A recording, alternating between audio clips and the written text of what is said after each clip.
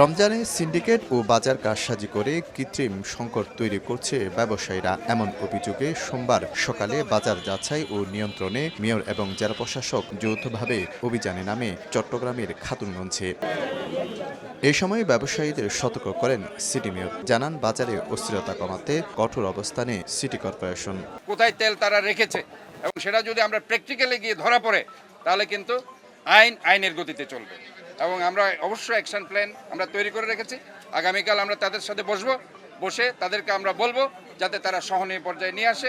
অভিযানে 4টি প্রতিষ্ঠানকে জরিমানা করা হয় 17,000 টাকা। জেলা প্রশাসক জানান, রমজান জুড়ে 21টি সার্কেলের 400 স্পটে চলবে অভিযান। আমরা একটা কশনারি ক্যাম্পেইন চালাচ্ছি, কালকে তাদের সঙ্গে বসবো। যদি তারা বাজারে তেল না ছাড়ে তাহলে আমরা পরের দিন থেকে আমরা আইনগত ব্যবস্থায় যাব। রমজান উপলক্ষে এক সপ্তাহে 45টির বেশি অভিযান চালিয়েছে জেলা প্রশাসন। শফিকুল আলম, সময় সংবাদ, চট্টগ্রাম।